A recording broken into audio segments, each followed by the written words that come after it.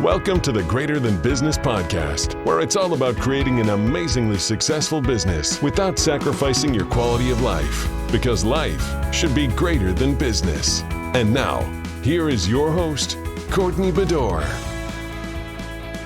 This is episode 41 of the Greater Than Business podcast, and today we are going to be talking all about sending emails with a purpose, or just generally emailing your list with a purpose. So why I wanted to talk about this is over the last couple weeks, I have been seeing a lot of panic happening in my inbox. I have seen a lot of people that I have not heard from in months all of a sudden come out of the woodwork and have started emailing me. And their emails, I feel, are coming from a place of panic, as well as they are all over the place. And I felt like this is now a time where I can kind of get up on my soapbox here and have a little bit of a discussion about how to effectively email your list and how to use email marketing to help your business to grow, but doing it in a way that also doesn't bombard the people on the other side of the email address. So first things first, I want to stress something that is incredibly obvious, but something that I think people tend to forget. And what that is that on the other side of every email address is a living, breathing human being. So when you're writing your emails, keep that in mind, that if you have a bunch of links in the email, if your thought process in the email is all over the place, and if there's spelling errors, and I get it, spelling errors happen, we're human, but if it's just riddled with spelling errors, then that's not something that is good. Like, you need to act like you spent a little bit of time writing this email. Act as if you're writing it for one single person and you're trying to help them with whatever it is that you're writing about, and make sure that what you're writing is informative, professional, has a purpose behind it, and also give them the respect of spell checking it. Grammar doesn't have to be perfect. I am the biggest or worst person with grammar. Even this sentence, I have probably screwed up. I don't care. I write how I talk, and if you read anything that I write, or if you listen to me speak, I am just a disaster. Nothing is perfect and on paper, and the way that I write reflects that, and I'm cool with it. It's taken me years to get this far, and that is fine, but I generally try to spell check as best I can. I try to make sure that my sentences make sense, and most of all, I make sure that everything that I put out there is helping you in some way, shape, or form. So regardless of if I've spelt something wrong, at least I'm getting the information out there to you if you can politely look over the minor spelling errors. But that being said, make sure that you don't have a bunch of spelling errors in your whatever it is that you're sending out there, because on the other end of that email address is a person who's taken the time to open your email and start reading.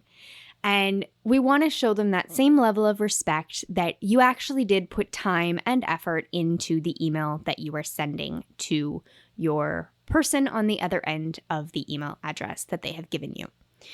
So that is the number one thing that I want to kind of get across, is that you are emailing to obviously your list, but you need to remember that your list is comprised of people. Once you get into the marketing world, and especially online marketing, you tend to forget that there are people on the other end of your computer screen. And I really just want to kind of nail that point home here quickly, nicely, and easily, and let you know that there are people on the other end of those email addresses. And I know that some of you are probably rolling your eyes and going, yeah, way to state the obvious. But you would be surprised how many people just kind of have to check themselves here and there. So I wanted to give this as a friendly reminder. But that is not the main point of this whole podcast episode. So I want to get into some more of the nitty-gritty stuff now. So first things first I want to talk about is basically all of the things that you should consider when you are drafting an email and what you need to be mindful of as you start coming up with your email marketing strategy for your business. So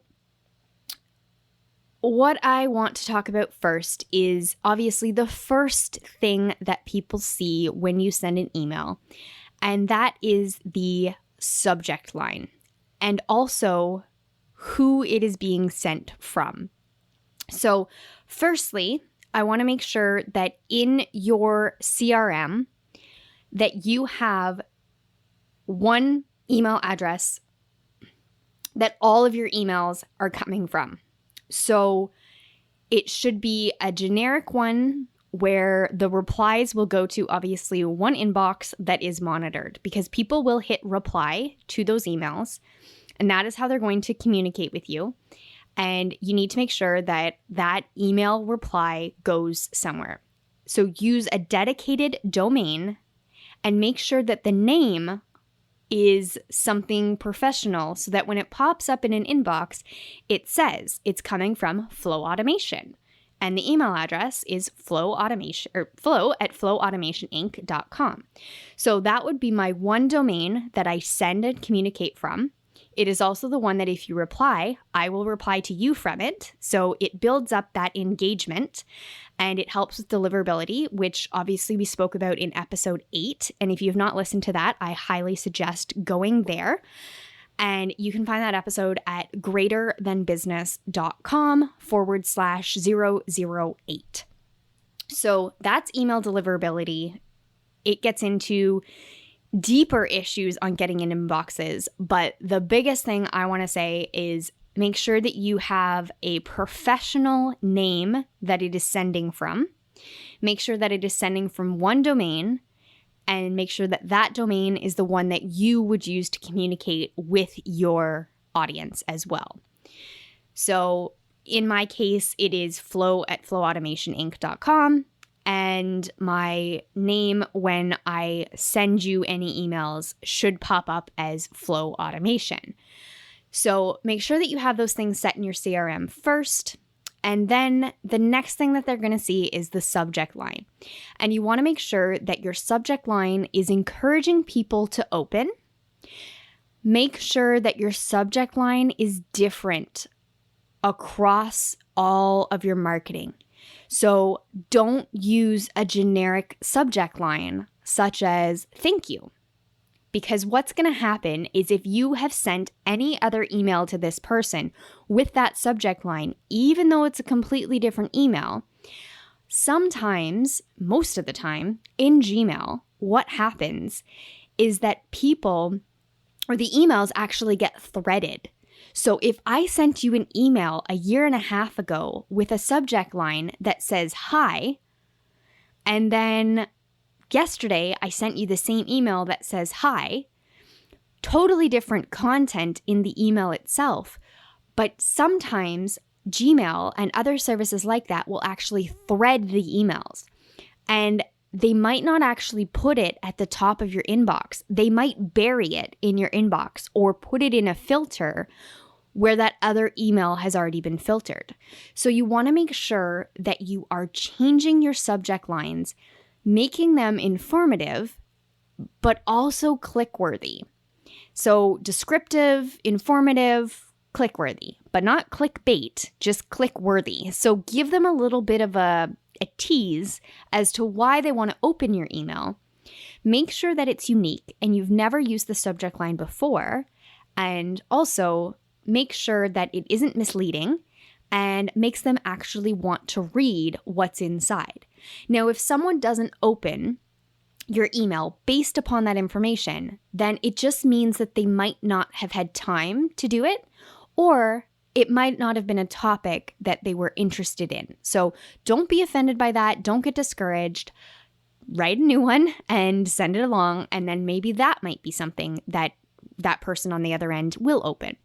So don't pay too much attention to open rates and click rates and all of that stuff in your email, because sometimes it might not hit all of your audience, but it might hit some of your audience. And that is kind of what you want to be aiming for. So obviously keep an eye on your open rates and your click rates, but don't determine something is a failure based on sending one email one time. So I'll get into email marketing strategy later in further episodes. This here is just going to kind of give you a quick glimpse on the emails and how to send an email with a purpose. So that is step one. Make sure that your subject line encourages people to open. Make sure they know who it's coming from. Make sure that you are able to respond to it if they reply. And make sure that nothing is misleading. So the next thing I want to talk about is obviously have informative information in your email. So don't just put an email that says, hey, click here. Obviously, no one's going to do that. And make sure that whatever information you are sending in your email is helpful and resourceful. So you do want to encourage people to click in your email and go to whatever the call to action is in your email. But at the same time, you also don't want to be too vague in your email. You want to make sure that you're providing them with something that they can grasp in your email. Give them a tip or something that is new information for them, or reiterate something that you speak about often that it will encourage them to naturally want to find out more. And the more in your email should be to obviously click your link and go to whatever it is that you want them to do. So with that being said, I want to let you know that you need to give your readers a clear call to action. So that is the next step. So make sure that you have informative information in your email that is also encouraging them to click the call to action. Make sure that the call to action is clear and singular. So nothing sets me off on a rant more than an email that's purpose is all over the place. So if I open up an email and I see over 10 links, number one, I question how it even made it into my inbox, because that many links should have gotten flagged as spam. And number two, I don't even know where to start in your email. If you had have sent that email to me, or 10 different emails to me with each of those 10 links you wanted me to click, if each of those were a separate call to action over a longer period of time, obviously, then chances are I would take action at least 50% of the time in these emails. But if you're sending me one email with 10 links, chances are I'm not going to click a single one, because there's way too much going on. Unless, of course, you have a really juicy topic of some sort in your email, and then maybe I might click that one link. But honestly, overwhelm is a huge thing. So if you're sending an email, make sure that the subject line obviously states what is happening in the email, but also let them know in and throughout the body of your email that there is a singular call to action. And that call to action should have a link that they can click that will take them somewhere to give them more information. And I generally encourage to only link in a few places in your email, because no matter what you do in your email, you have to be mindful that it might trigger a spam response when it's getting delivered. And that is what you want to avoid because you actually want your email to get into people's inboxes. So if you have a very clear one link in your email, then chances are it will actually make it into inboxes. And then if you have that same link put in your email 4 times, it still counts as 4 links, but at least from a reader's perspective, it's still only a singular call to action in the email. So I really want you to get mindful and purposeful with your emails and make sure that you only have one call to action. Now, I know that some of you do roundup emails or kind of summary emails, and those are fine, but you really want to make sure that any link that you're sending people to in a roundup email, make sure that they are still limited. So if you're not providing value with this link, then don't include it in the email. What I would suggest is if you're doing something like sending them to a blog post, then maybe in the blog post have those other links there, but in your email, you don't need to have them all there. So you could send an email as a roundup, let them know that the roundup post is now available on your blog, and then there you can have all the links that you want. But doing it in your email just gets messy. I don't know how else better to describe it other than messy. It's frantic, and it's just not going to help get your point across because if you have that many links in your email, then your point is not clear at all. And that's going to hurt. And then over time, if people start seeing that you're sending these emails that have an abundance of links to click, then you're going to kind of desensitize them to actually reading what you're putting out there. They're just going to start skimming and looking for like a link that might matter to them. And you're going to kind of fatigue your own list, which is not what you want to do. So be mindful, make sure that you're only having a single call to action in each email that you send, and make sure that any email that you're sending is done with a strategy and a purpose behind it. So don't just email for the sake of emailing because that's not going to get you anywhere in the online marketing world and business building and all of that fun stuff. So next thing I want to talk about is in your email, limit the amount of images and obviously, as I just said, limit the amount of links. So less is more in an email. I understand that emails are boring looking and that a lot of people want to have them look super pretty and have all these great graphics and images. And in all honesty, all that does is just get you in a spam filter and it doesn't actually get more eyes on your emails. So having these pretty amazing looking newsletter templates don't help at all. They just, all it's doing is just basically kind of wasting your time setting all this up, making it look super pretty. And then you're probably going to lose your open rates and you're going to lose your audience in the email because they simply won't be able to see it because it's not going to make it into their inbox. It's going to get caught in a spam trap. It's going to get filtered somewhere funny, or Gmail or Hotmail or whoever might actually just think that it's spam and just return it back to sender. So we don't want that to happen. So limit your images. Make sure that if you do have an image that it's clickable and takes people to whatever the call to action is. And make sure that you're limiting the links. As I said before, as I will say again, limit the links in your email to your singular call to action. Done. All right, next, obviously in your emails, you want to have your social links. Those are above and beyond whatever the call to action is in your email. Those need to be subtle and at the bottom of your email. And the reason that you want to have them there is so that people can find more from you.